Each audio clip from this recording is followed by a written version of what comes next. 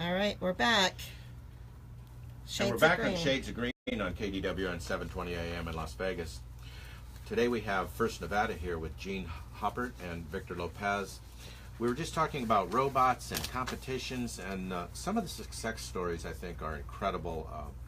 Victor was telling us about a student who came from an inner city family where the parents didn't even finish middle school, and he's off to college.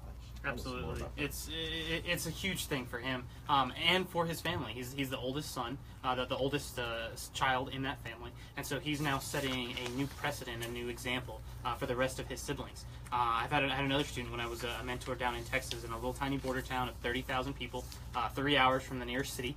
Not a whole lot of opportunity there, and MIT came and recruited one of my students, and now he's at MIT studying mechanical engineering. And using his experience from FIRST to go on, and he's on a full ride. And so these opportunities exist out there for some of our kids to bridge that gap and jump socioeconomic levels from their families and really accomplish that American dream that so many people think is gone. FIRST allows you to get that American dream back.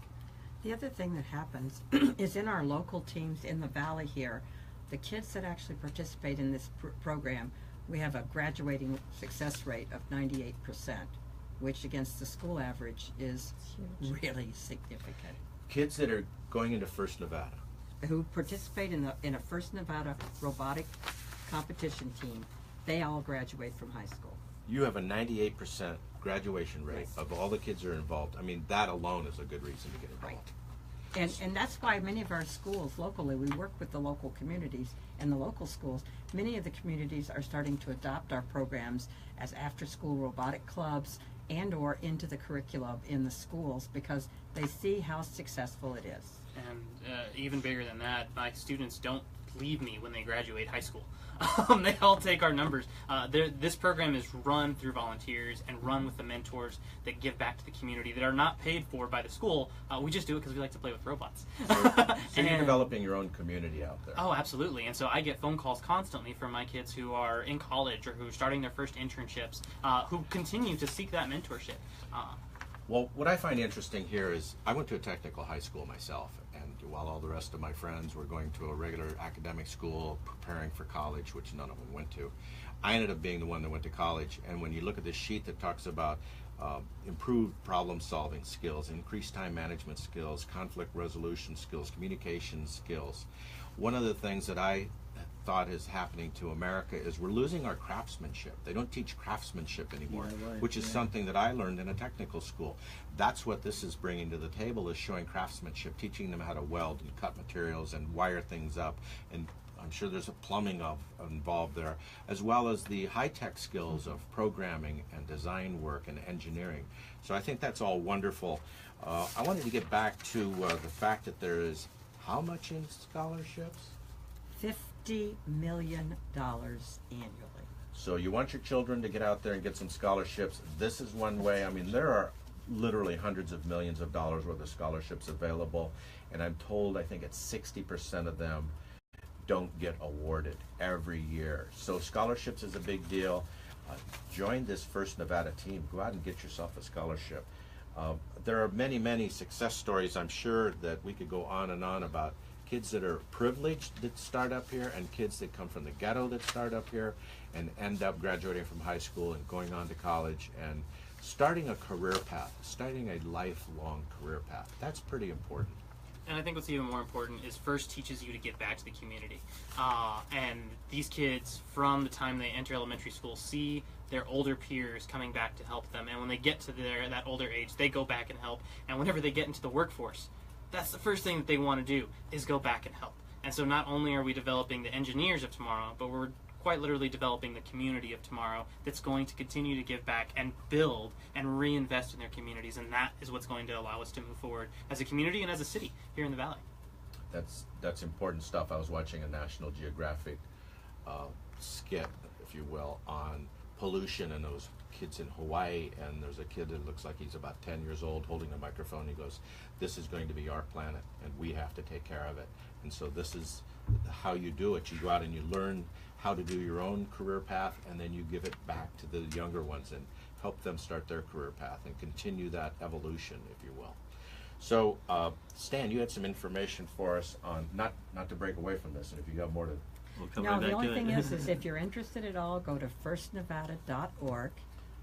Send us a contact form. We'll be glad to have one of our great volunteers explain the program to you in detail. You get to play with robots. That's right. I love this. Yeah. Stan, tell us about some upcoming events. Right, yeah, just some announcements coming up during September. September 9th, speaking of robots, the 21st century automotive industry is going to be using a lot of sensors and computer technology and even artificial intelligence and autonomous vehicles. On September 9th, at the we're going to be celebrating National Drive Electric Week to celebrate new electric car technologies. There are about 179 cities worldwide that are going to be putting on events between September 9th and 17th. Our Las Vegas one is going to be at Springs Preserve on Saturday, September 9th from 10 a.m. to 2 p.m.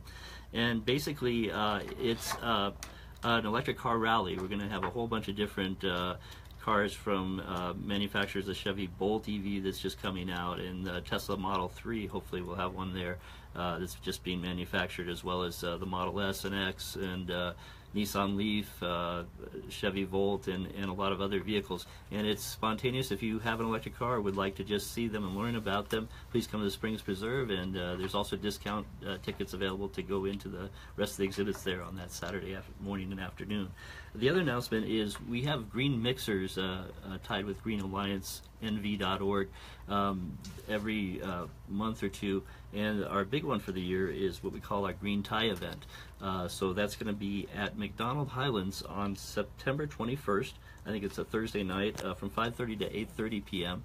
and it'll be at it's called Water's Edge. It's a unique showcase home that was built by SunWest Custom Homes, and it's a chance to explore the home and see what they've done with water features and energy efficiency for a beautiful home that has this tremendous panoramic view of the Las Vegas Valley. So we'll have food there and lots of networking and lots of opportunities to learn all about smart homes and how those are being the technologies that are being employed there as well. That's great. So again, that's produced by Green Alliance. That's a Green Alliance event.